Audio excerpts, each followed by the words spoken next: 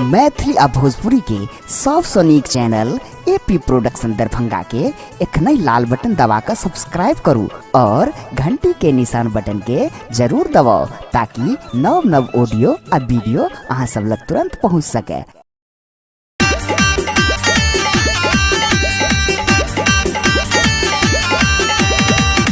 एखन अपने सब सुन रहल छी एपी प्रोडक्शन के प्रस्तुति।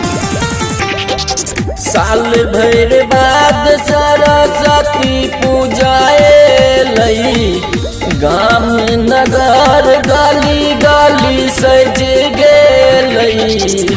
यो भैया देर न करियो, यो भैया देर न करियो मंडप सजेबा में माँ शारदे के सेवा में। यो भैया देर न करियो मंडप सजेबा में माँ शारदे के सेवा में।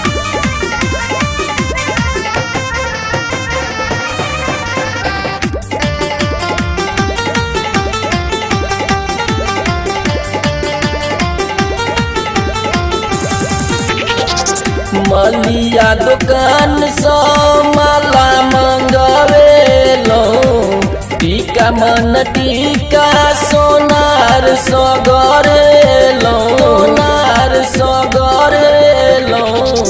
गोटा गोटेदार लागल चुनरी लएलो, मैया जी का सजवैल सब किछो लेलो।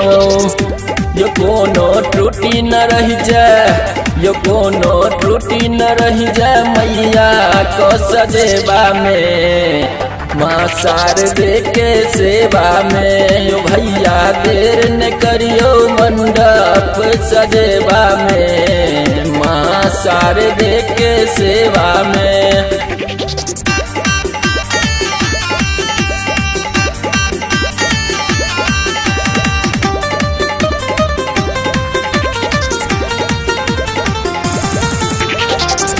मैया जियली नहीं छै खुशी के ठिकाना, एही अवसर पर बाजैया माँ के गाना, बाजैया माँ के गाना।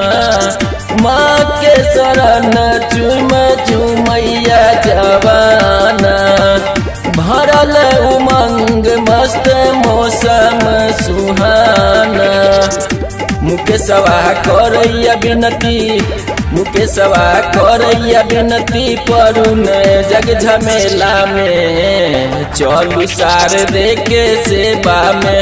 यो भैया देर न करियो मंडप सजेबा में माँ शारदे के सेवा में।